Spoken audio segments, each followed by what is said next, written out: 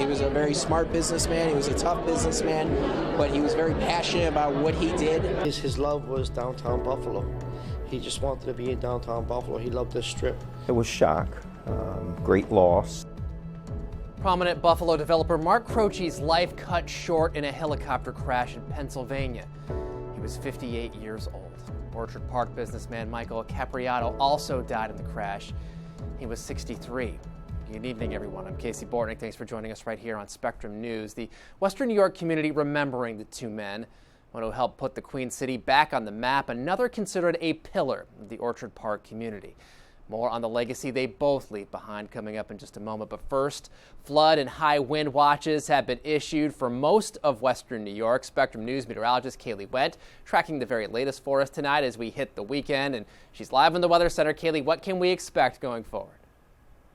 Well, we've seen the start of the rain already begin and start to push through Western New York. At this point, it is still light in nature, but off to our south and west, a whole lot of moisture remains. And that's what's going to be moving through as early as tomorrow afternoon.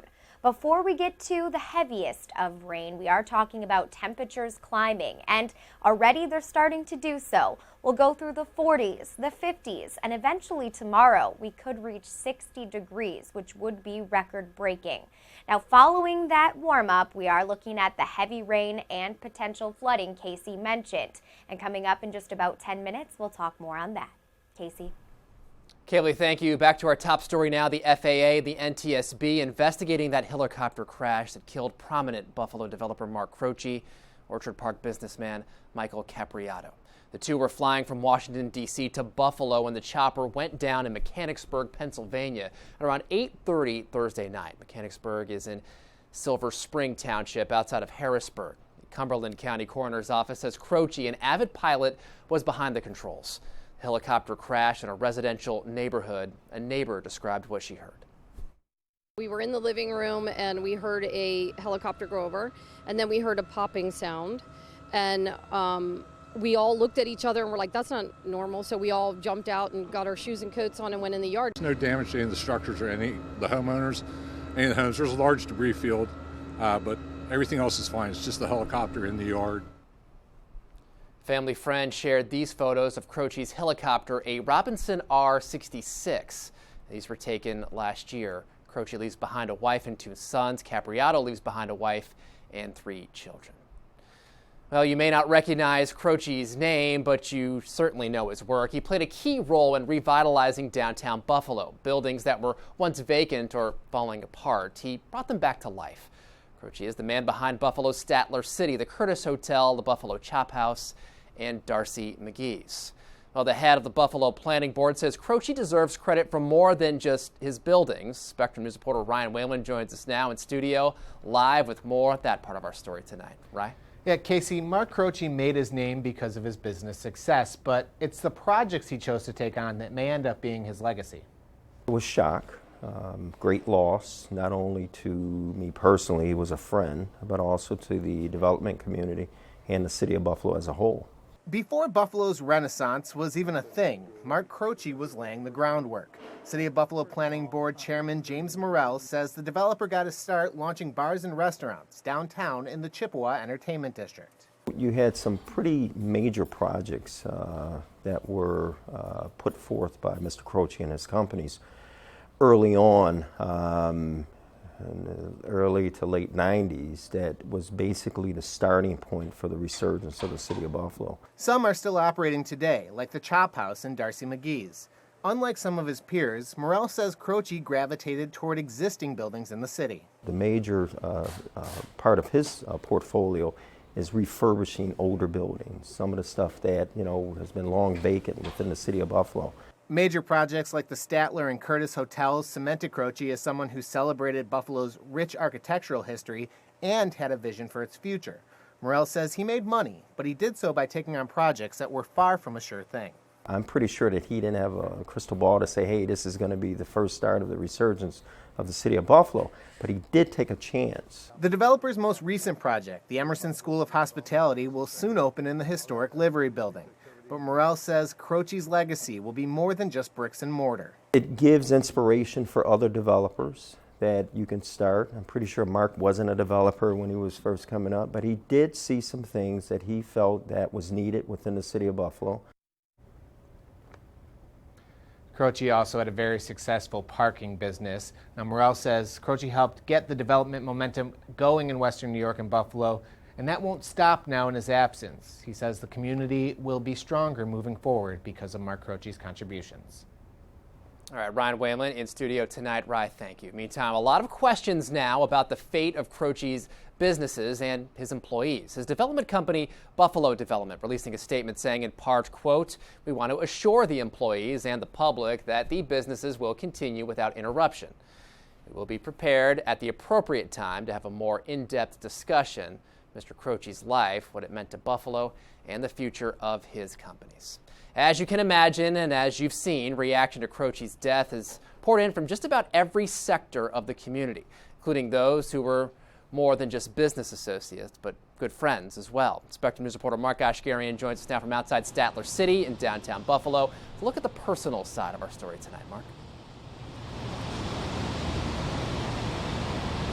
Well, Gacy, good evening to you. What better place to represent the personal friendships that Croce made and helped foster than in front of the Statler, a location for many wedding receptions, Halloween parties, and of course, New Year's Eve celebrations.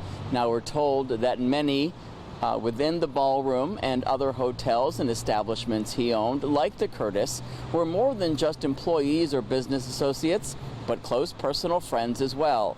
One who did not want to appear on camera at this time says Croce was like a brother to him and that he'll be deeply missed. Their thoughts going to his family as well.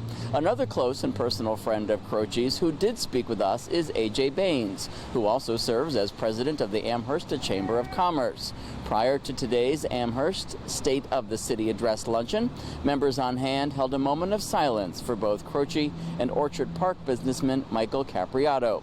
After, Baines and another friend of Croce, Connor Hawkins from the Curtis Hotel, shared these words of remembrance.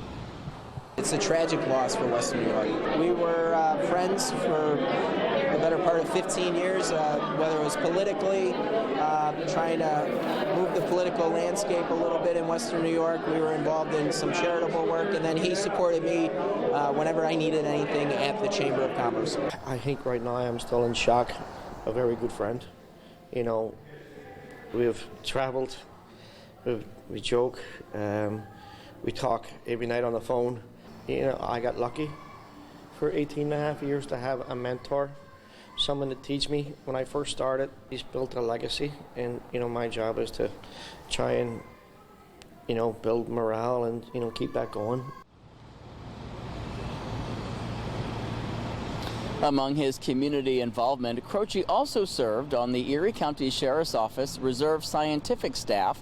The sheriff tweeting out, quote, "Mark first served on the Reserve Aviation Unit and has served the Erie County Sheriff's Office and this community admirably. This is a loss for our community." So clearly, Casey, not only a man who left his professional mark on the city of Buffalo, but also had a profound personal impact on those who called the Queen City home, and Croce a friend. Reporting live in downtown Buffalo, Mark Ashgarian, Spectrum News. Casey? Mark, thank you. Local leaders also remembering Croce for what he's done for the city. Buffalo Mayor Byron Brown releasing a statement saying, quote, "I am saddened by the passing of my friend Mark Croce. As owner of Buffalo Chap House, Curtis Hotel in Statler City, Mark was part of our resurgence, adding jobs, creating destinations that have brought visitors to Buffalo. His presence will be missed." Erie County Executive Mark Polenkar is weighing in as well, saying he was shocked and saddened. Went on to say, quote, "Mark was a very experienced pilot and loved traveling in his helicopter. My deepest condolences go out to both families at this sad time." Meantime, a hole in the Orchard Park community tonight. That's what family and friends are saying about the loss of the passenger in the helicopter, Michael Capriato. Spectrum News reporter Brandon Lewis spoke with the mayor of the village of Orchard Park about Mike. He joins us now with more on how she's remembering someone she considered a pillar in the community there. Brandon? That's right, Casey. Mayor Joanne Clinton knew Mike for more than 20 years. She says he was active throughout the community, owning businesses like the Tim Hortons and gas station behind me. For her, this loss feels like a punch in the gut. The mayor says when she learned of the helicopter crash this morning, she hoped it was not true. She tells me Mike was well known as a businessman, community leader, volunteer, and was involved in politics. The kind of person always willing to step up to help out and wouldn't expect anything in return. She says she'll remember him for his amazing energy and that smile. Just a super guy that was very caring to his community and his family, and someone that was always in the background doing something. Never wanted the spotlight, but he was very helpful, always. And Mike was even recognized for his community involvement and received a Post of Fame award from Orchard Park. Clinton says those awards are given to those who make a difference here in OP.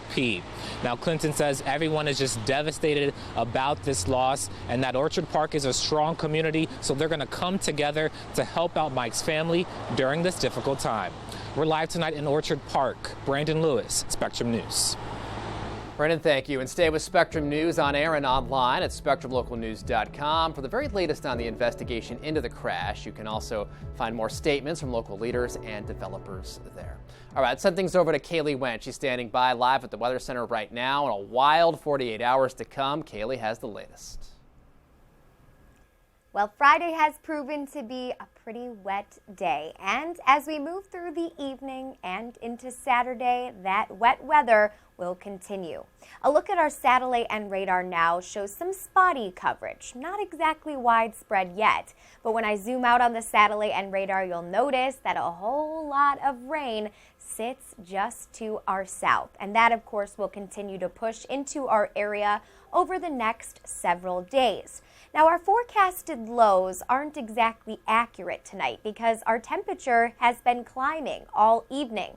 So at this point, we're sitting in the mid to upper 40s. But by the time we get to early tomorrow morning, already expect the low 50s. And that time period is the one that may start out dry. So if you have any errands, maybe you want to take down your holiday decorations, tomorrow morning the time to do so. By afternoon, our temperature looks to recover into the low 60s for a lot of areas, and our cooler spots will remain in the upper 50s. Now, as these temperatures fall throughout the day, that's when the rain will pick up, and so will the strong winds. So by Saturday afternoon, it really is going to shape up to be a horrible one. We're talking flood potential damage from those strong winds with gusts near 60 miles per hour, and we're looking at a seiche happening off Lake Erie. Now, by Sunday morning, all of that will calm down, and that will lead to a pretty quiet Sunday afternoon, but definitely a chilly one. Coming up, we'll talk about if that winter chill will stick around into next week.